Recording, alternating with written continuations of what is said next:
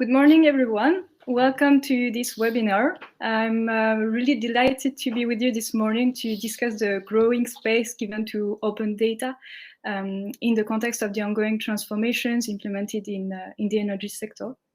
I'm Fanny Goldschmidt, account executive at ODS, and ODS develops solutions to help organizations unleash the potential of their data by making them easier to access and reuse for internal and external stakeholders. To discuss the topic of the day, I will be accompanied by 3 experts on the subject who have accepted to share their experiences with us. So please join me in welcoming Catherine Fraissenon from EDF, Bertrand Bodo from Enedis, and Mafalda Magro from EDP. Before we start, here is a reminder of the standard best practices to facilitate the conduct of this session and to facilitate the exchanges between all participants. So the discussion with our 3 guests will last for about 35 minutes. Following this, we'll invite you to a Q&A session. To ask your questions, everything will happen in the chat on the right side. You will be able to write them at any time during the session, and we'll answer them at the end of the session. You are also most welcome to introduce yourselves, and I see you've already started to, and also to share your comments in the chat. And through the session, you also find useful resources in the chat. So if you're looking for the links to access the pages and portals that are being shown, you'll find them there as well. And last but not least, feel free to double click on the presentation screen to see a larger version of it when demos are being given. So just as a short introduction, open data in the energy sector is definitely not a new thing. Across Europe, various regulations, either coming from the EU or from national laws, have contributed to an increasing sharing of data between market participants and also with the general public. So for instance, in France, it has been much encouraged by the Energy Efficiency Act that was voted in 2015. In the UK, the energy sector is at the beginning of its open data journey. The regulator for the gas and electricity markets of GEM is now advocating for the principle that data assets should be treated as presumed open, which means that data must be made available for all people to use unless the organization responsible for handling the data provides evidence of a specific reason for needing to reduce its availability. So with no doubt, these requirements or recommendations have helped accelerate the development of open data in the sector, but there are definitely other triggers. And this is what we'll be exploring with our guests, so with 3 major players of the sector who have launched their open data initiatives at different times and based on different approaches and goals. So Enedis has started its open data strategy in 2015, EDP in 2018, and EDF at the end of 2020. So let's now get into the heart of the matter, and I'll invite you, the 3 of you, to present yourselves. It's really great to have you here all together. So Catherine, perhaps would you like to start? Yes, so my name is Catherine Fraissenon. I've been working for EDF for 20 years. I'm not an expert in data, but I'm going to explain you. I came to data, but I've been working in trading, in communication, in lobbying, in learning too. So I did lots of things, and I'm most an expert in innovation rather than in data. But data came. I'll tell you later. What about you, Bertrand? Could you tell us more about your role and Enedis? Yes, good morning, everyone. My name is Bertrand Bodo, and I work as a project manager in a team in charge of the open data at Enedis Development, Innovation, and Digital Technology Department.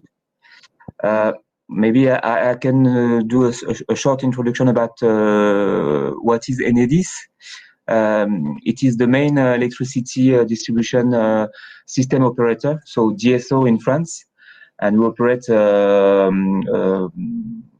infrastructure of distribution, and also 30 plus million smart meters in the mainland.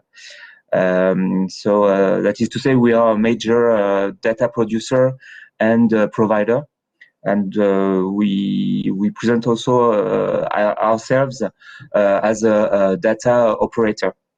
And so the open data team in which I work, we operate the open data platform, and we work, of course, hand in hand with the business units internally at Enedis in order to provide the general public and also all the stakeholders of the ecological energy transition, local authorities, energy suppliers, startups, etc., and also the general public with data sets and data visualizations.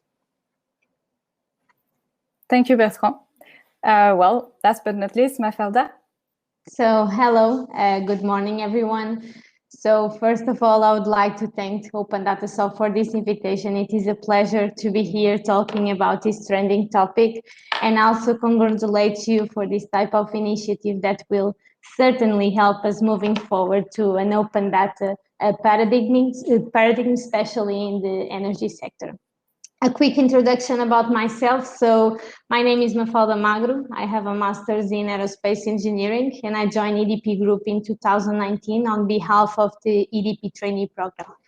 And for the ones who do not know EDP, so EDP is a Portuguese-based company that is right now in more than 20 countries on 4 continents. So we consider ourselves as a multinational utility. We are the 4th largest wind energy producer in the world.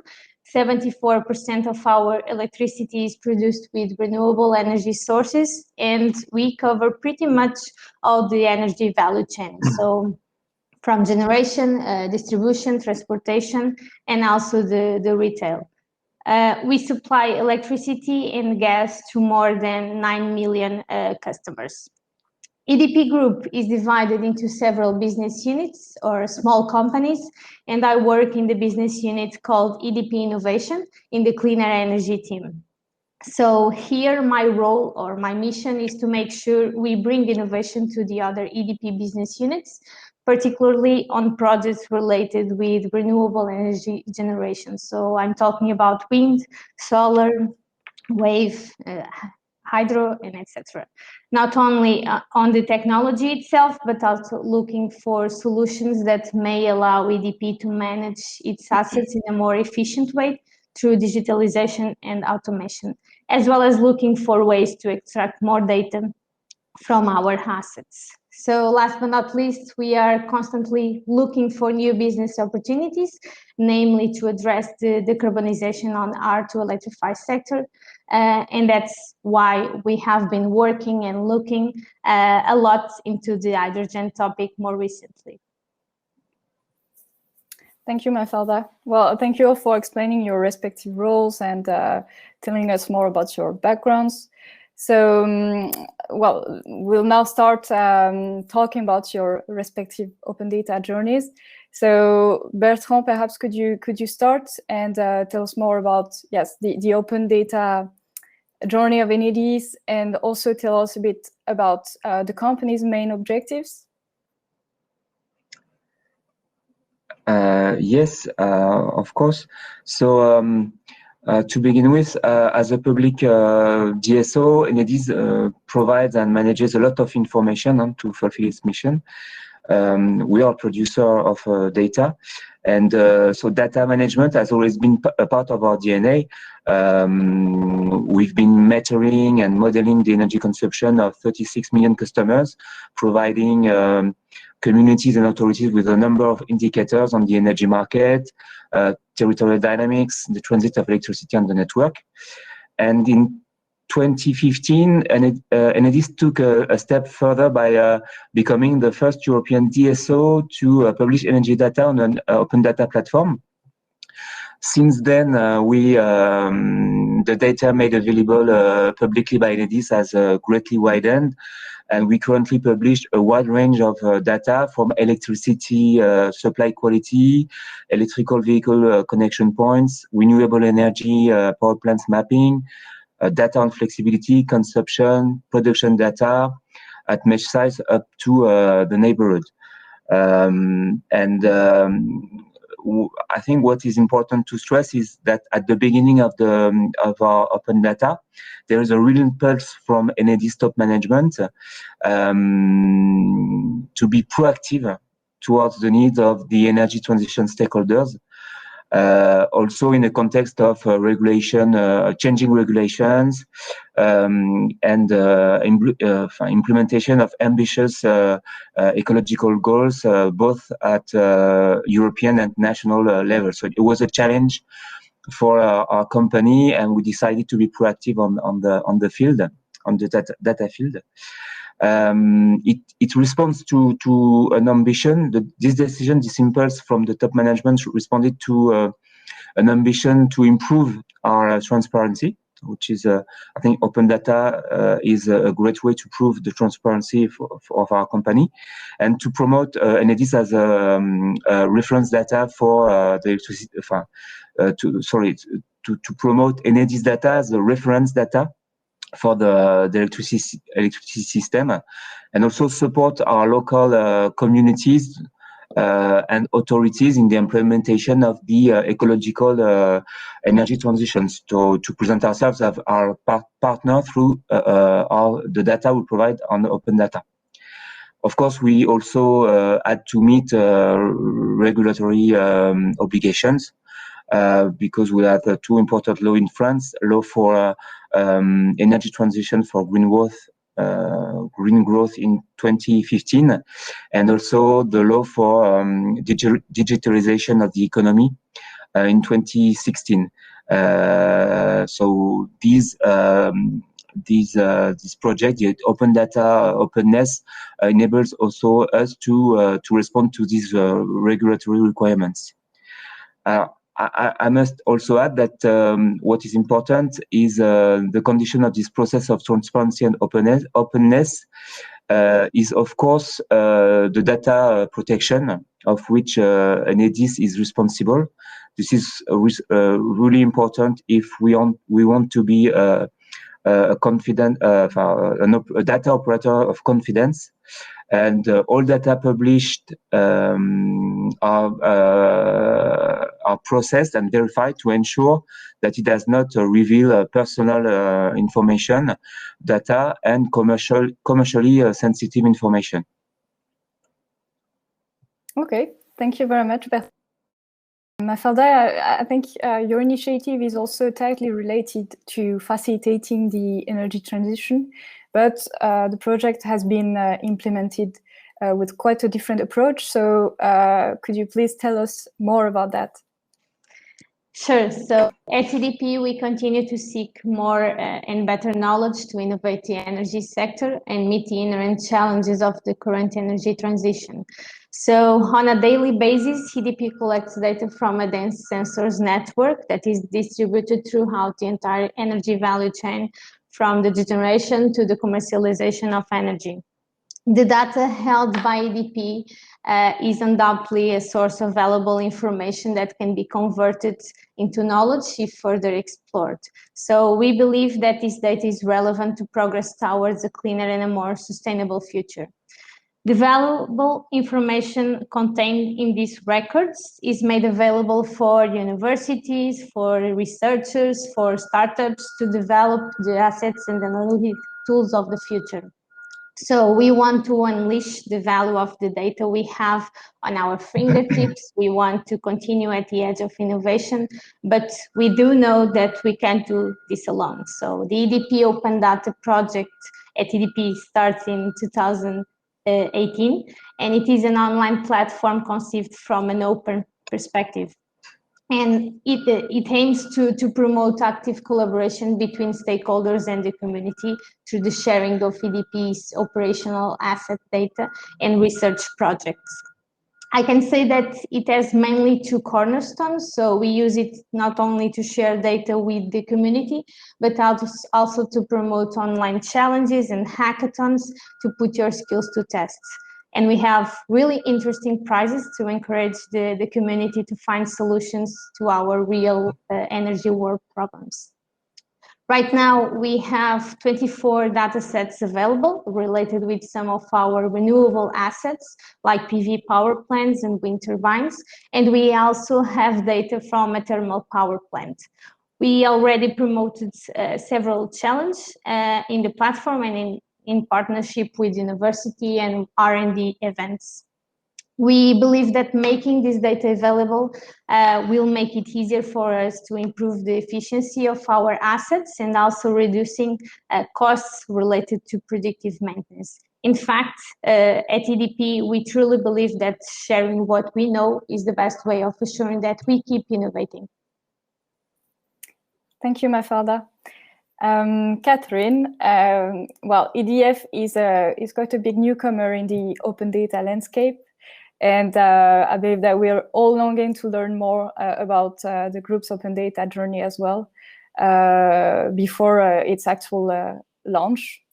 I understand that the process has been also heavily encouraged by the employees. So could you also please tell us more about that, about the process? Yes, of course.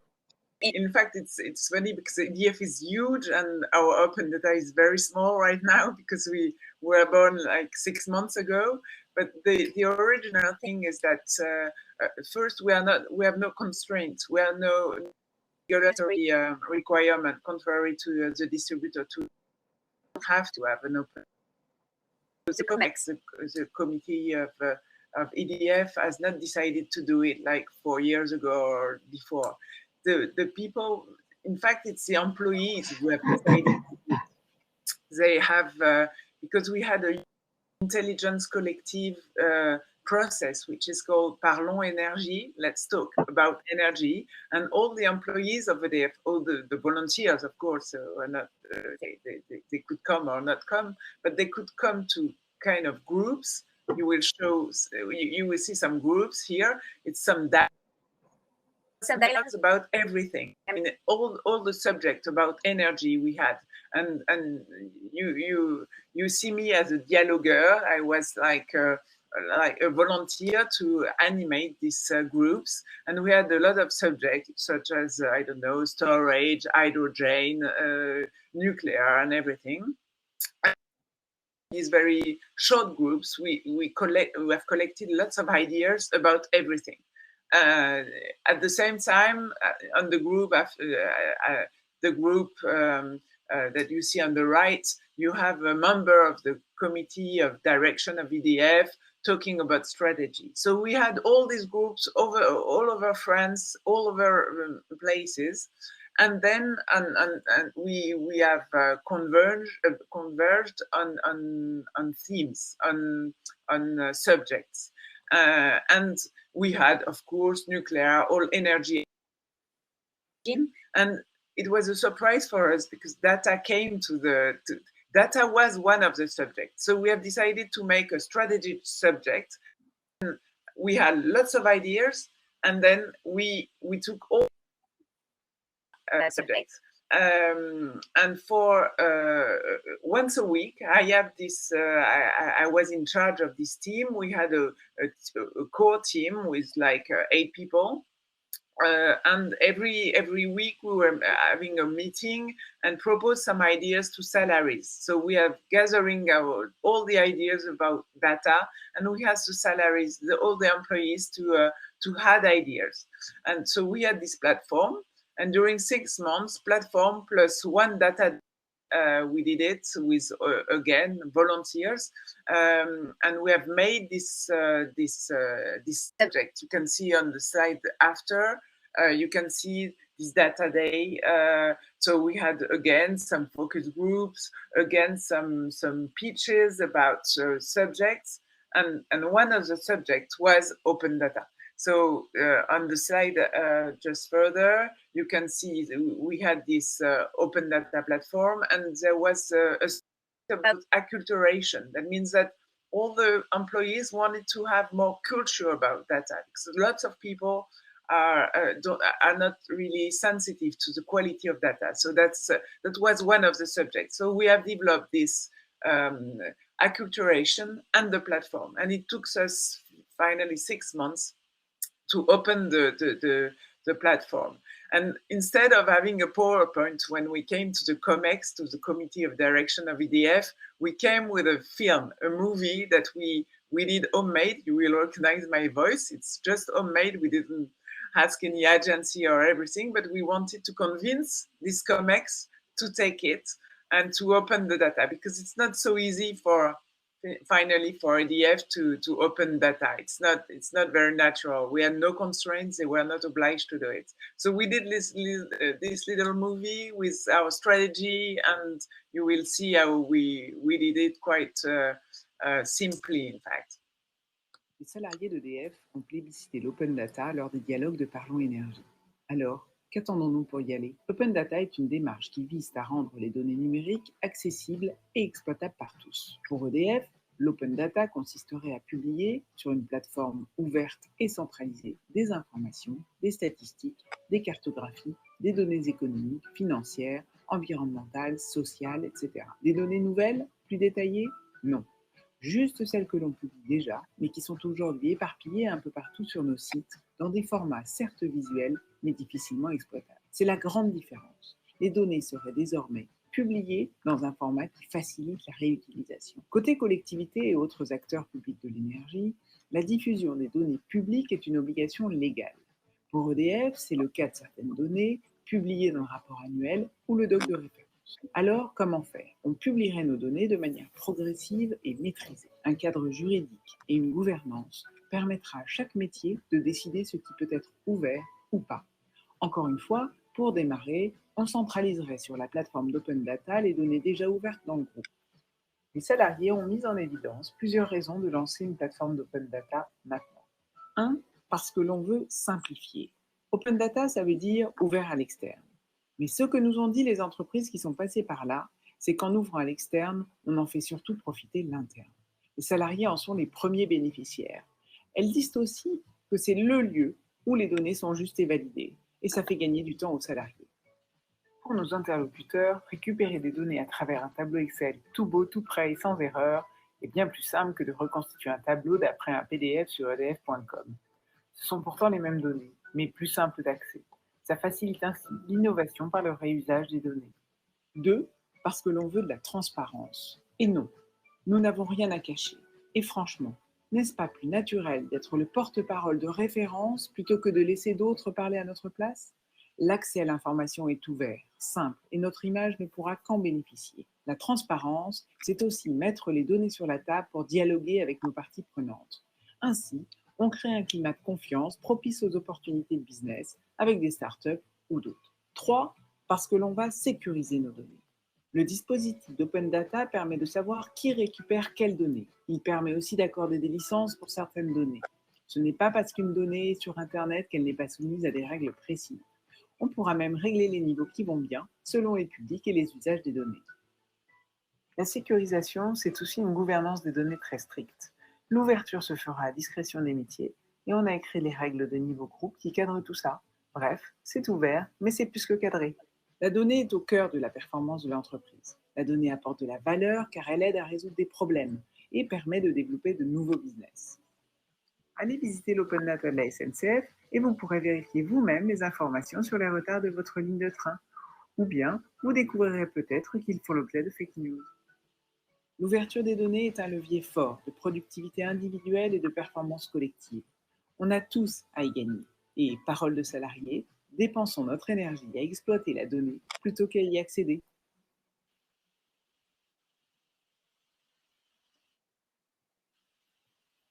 It was 2 years ago. Sorry, because the screen was cut. I don't know if you have seen everything, but it was very. It was to in fact, internally, because people don't really know open data still when you are not in the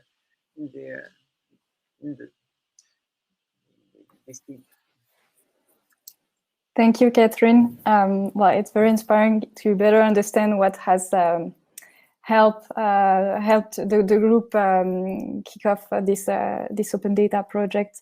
So now that we know about your basic plans, let's say, and the objectives that you were all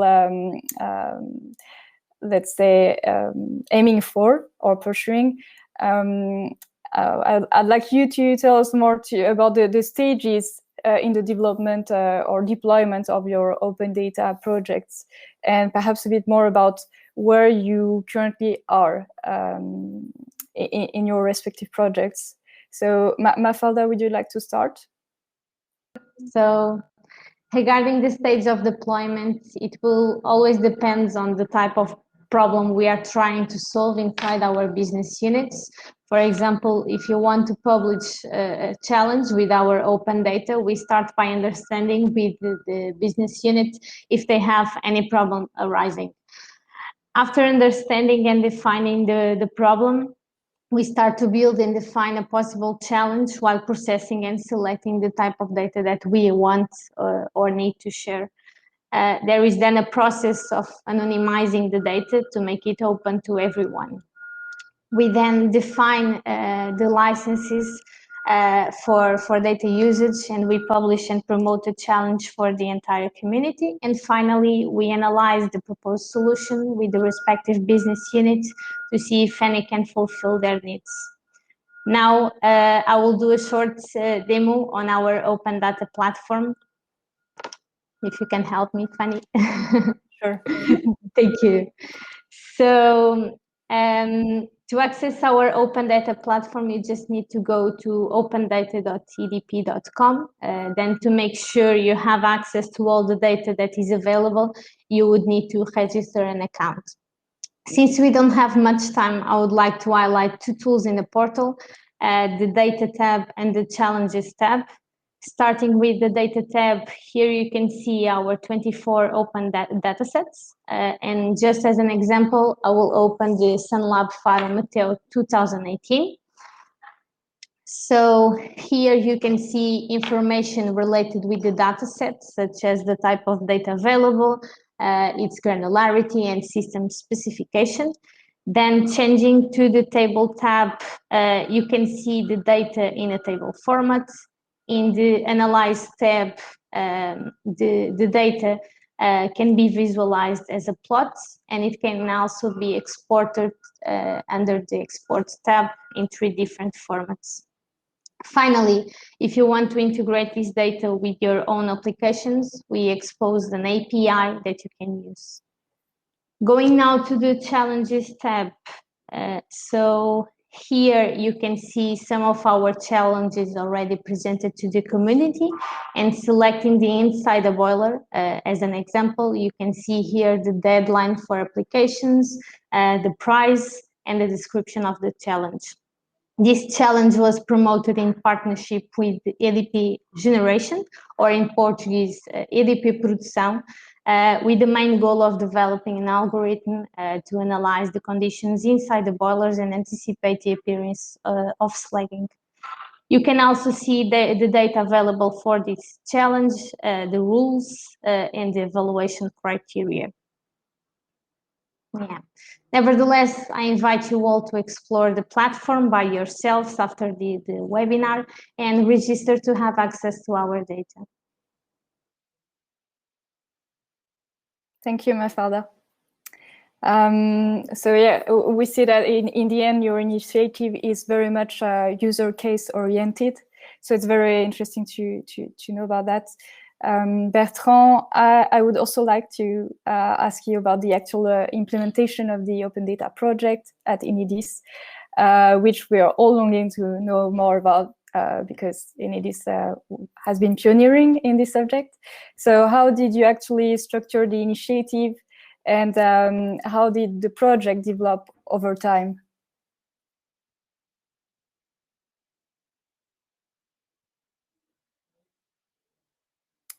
Bertrand, you're on mute. Sure, sorry. Better that way. Maybe, Fanny, you can show the platform to the audience. Well, where we are now, today, Enedis publishes openly 6, and we cover 6 themes ranging from network mapping to consumption and production, electrical vehicles, that represent over 130 million rows of data and nearly 1 million monthly visualizations by user per month. So usage statistics also show an extensive download of data with over 500,000 downloads each month. So we are very happy that the data we openly publish are used and reused and exploited by many users. And we're also trying to broaden the platform's audience to a non-expert public. And that's why we have developed data visualization to facilitate data access to analyze and reuse to maybe people who are less expert on data and energy data. And if you can also show the data visualization part of our open data.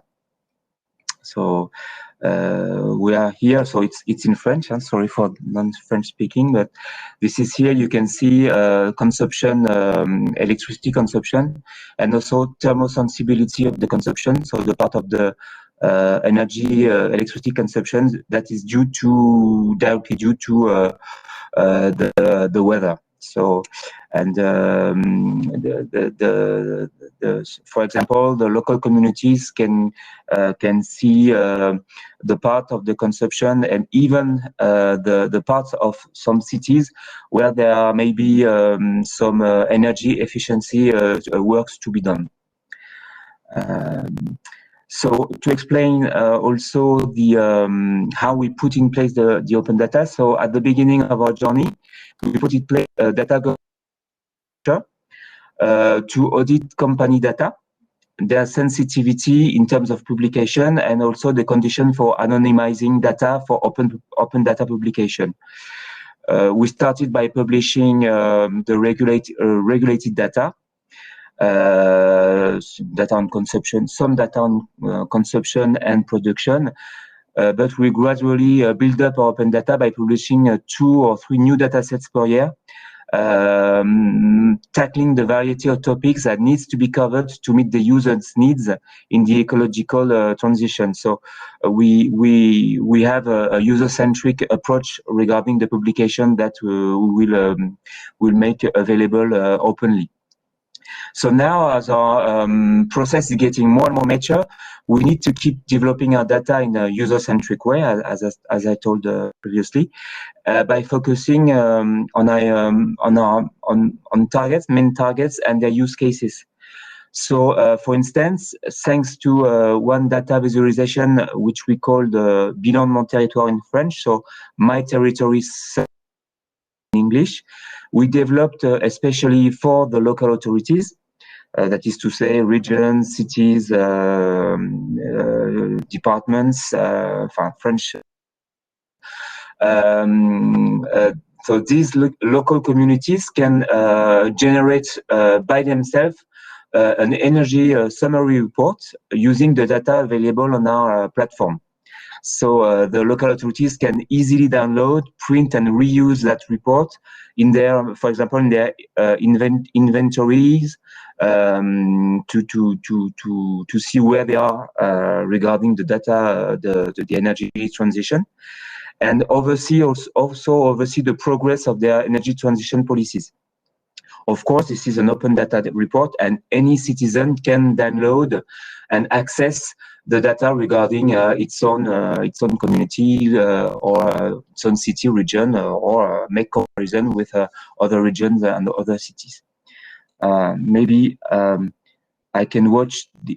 Okay, you're stating the. So you chose the example of Cannes, a good choice, in the south of France, and you have a lot of information regarding the renewable generation on the territory by technology, so solar, wind, bio generation, and we have also put interesting information regarding the buildings and the buildings, heating, if it's electricity heating or not, which helps analyzing the data. We also have, if you can stop there, interesting visual. You see a percentage here, for example, 1% on the left. This is how the local consumption is covered by local production, which is a very interesting topic for the local authorities. And on the right, the city can compare itself with its region and see where they are now regarding the comparison with the region. And so, for example, there's only 1% of can consumption that is covered by local generation. So if you know can, you can understand that there's not a lot of room, place for to put in place generation, but it's also maybe they can do some things regarding solar panel on roofs, etc. So I think it's interesting analysis. So this report is open to everyone and can be easily downloaded and printed in PDF and reused. And you have also an analysis by boroughs, neighborhood in Cannes. So the local authority can easily see where the consumption, the average consumption is more important, and focus if there are public policies to be put in place for energy efficiency for buildings, for instance. This is an example of our customer-centric approach. And a little scoop for you, we will launch, based on this report, a comparison tool. And so Cannes will be able to have the same report, but side by side, compare itself maybe with Nice or another big city in France. So this will be another report, so comparison report, and to help themselves see where they are in comparison to other cities or regions, etc. Regarding the different stages and how we put open data in place, I would stress also, as Catherine mentioned, that the success of such a project would not have been possible without the acculturation of the staff and the involvement of the staff and also their management, especially for the business units that we needed to talk with and to get data from. So particularly the teams in contact with our customers too, because they provide us with use cases essentials to the relevance of the data we decide to publish. It's not used to publish a data that will not be there's no use case that is corresponding to this data. So it's very important for us to publish data that will be used in the end. And we also, to involve the staff, we hold information and demo sessions internally to give them a glitch of what is open data, what we can and how they can use it on their day-to-day work. Thank you, Bertrand. And that's actually offering us a good transition. So you mentioned acculturation, and Catherine, we've already covered the different steps that have been taken by the group to launch this project, your open data project, especially the working groups that were organized. Could you perhaps now share some insights on the challenges that you encountered along the way, and perhaps how you've managed to overcome them? Yeah, so we talk about quality of data because we really need quality. We really need to involve like salaries, employees in data. We are not as mature as Enedis is or DP is for open data, but we need to push people to open data. It's not our mindset, in fact, because we are working on production of electricity, which is not very it's not very, I would say, that democratic. It's not very easy to understand. It's quite complex. So we need to know about data. They don't need to fear, to be frightened about opening data.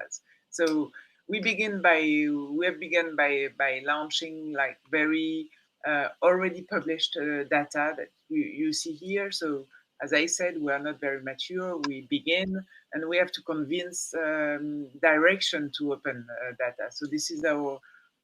We need to lobby to tell direction. Open your data. It's not. It's gonna be.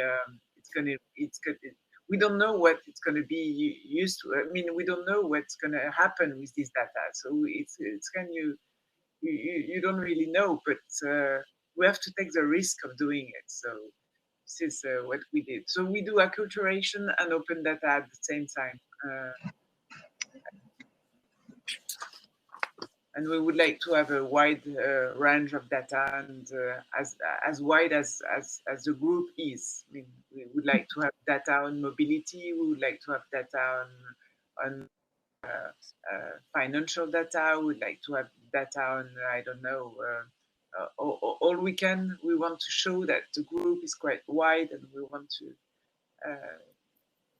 explain it like this. Thank you, Catherine. I see that we are running out of time. I have a few questions left to ask you, so we'll try to accelerate as much as possible.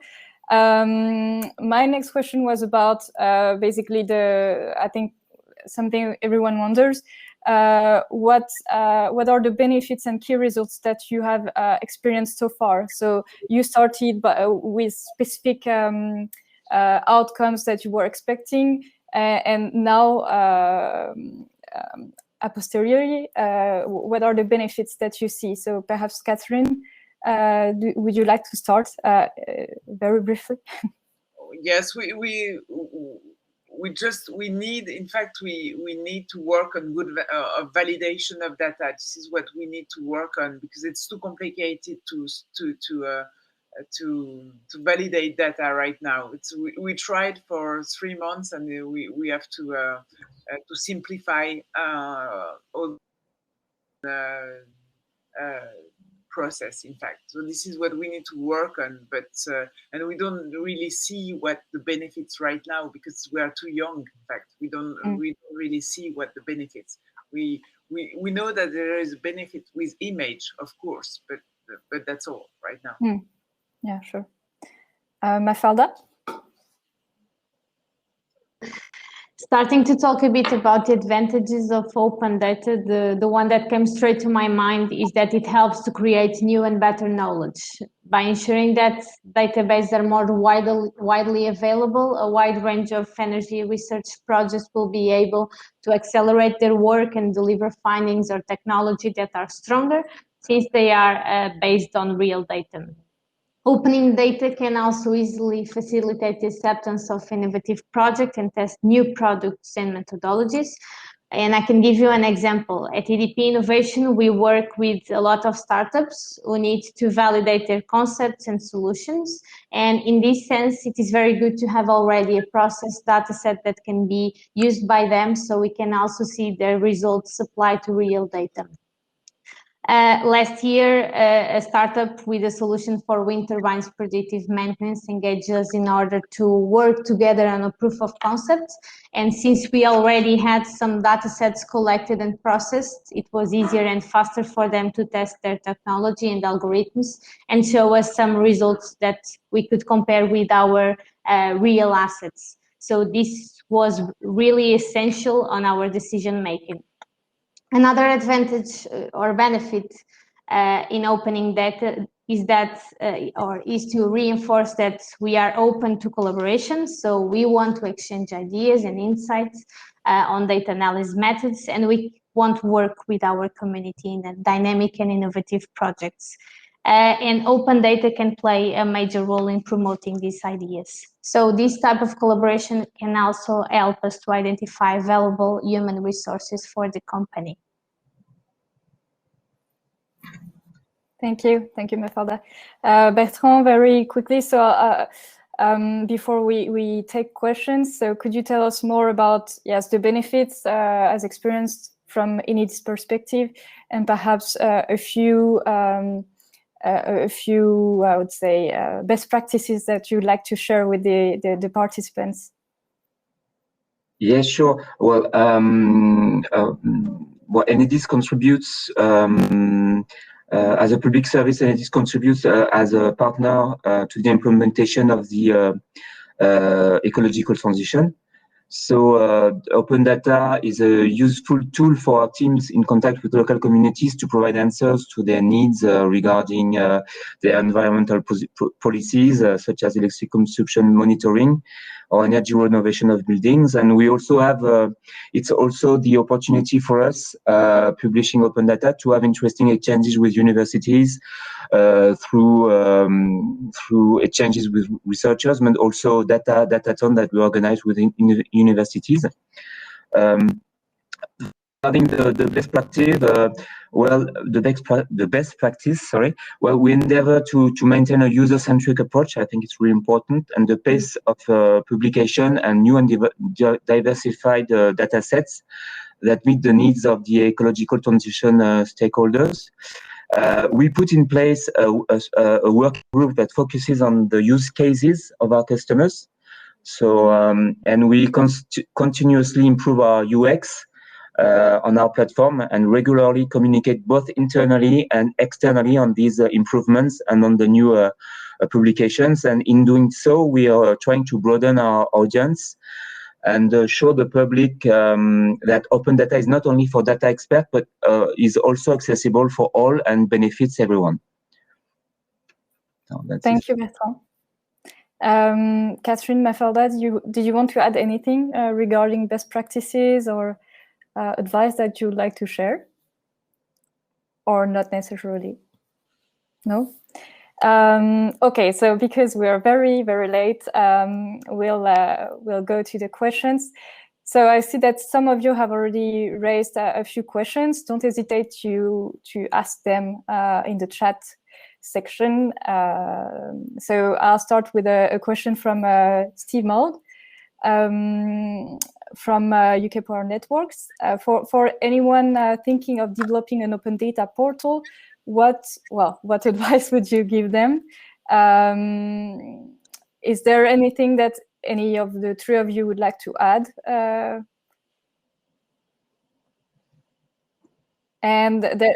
Maybe. So my advice would be to change the data company. So I think this is the most important thing to start an open data portal. I don't know if Bertrand or Catherine want to add something. It's true that when it comes from, because data, in fact, it's complicated for employees to find data.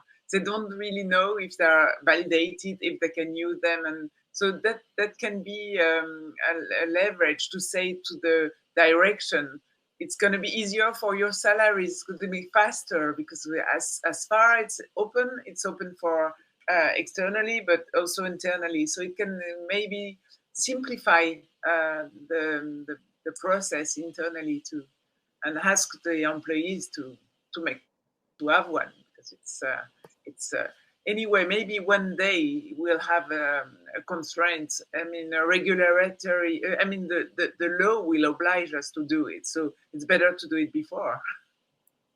Sure. So you mean leveraging the point that it's also useful internally to have this data more accessible. A question from Sergio Nunes. What types of licenses do you use in your data? Am I free to use and, for example, publish my work in a paper based on your data? Yeah, I can answer for Enedis. We use an EtaLab license here in France, which is a license promoted by the French government, and I think the only constraint you have as a user is to mention the origin of the data. So if you use our data, you download our data, you just have to mention the source for Enedis, and you are free to do anything, even developed, and we really want that, because it's also for innovating. It's also published for innovation. So even if you developed a service or product, you can use our data, and the only constraint is to mention Enedis. Same for us. Mafalda?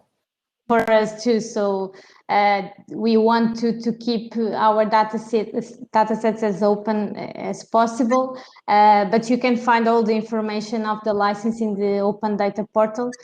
So in every data sets, you have that information. Actually, another question from Sergio.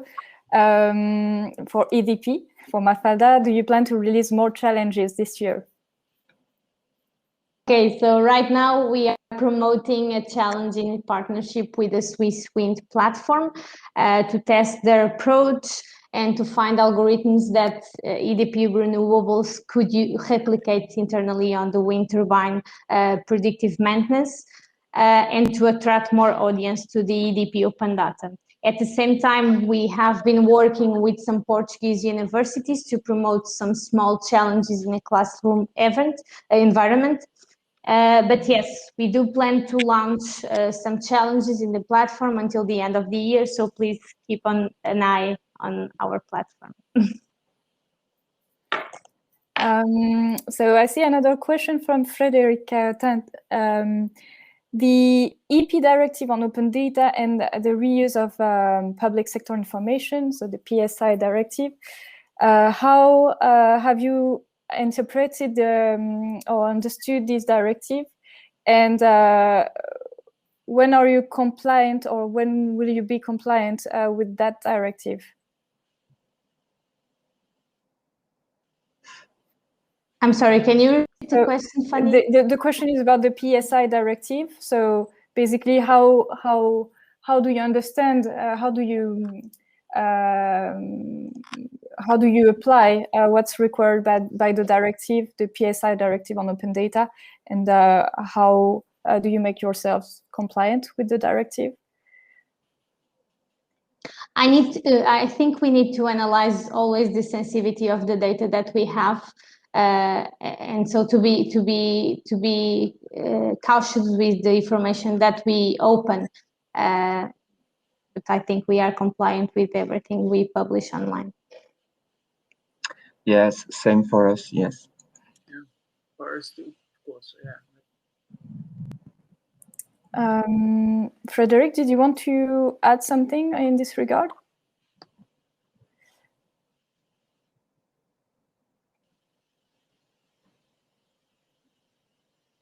So I see no other questions. If you have one, it's still time.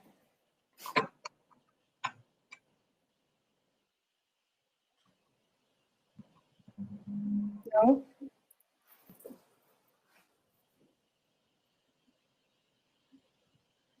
Okay. Seems like no one has additional questions for you, for our guests.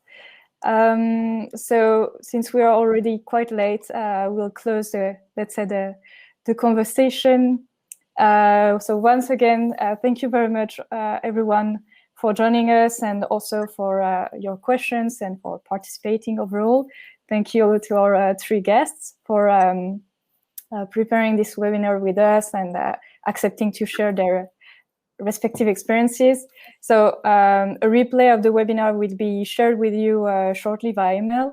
Don't hesitate to share it, and also to contact our three speakers and our team if you want to know more about everything that has been discussed this morning. Thank you very much. Thank you. Thank you very much. Bye. Bye-bye. Bye.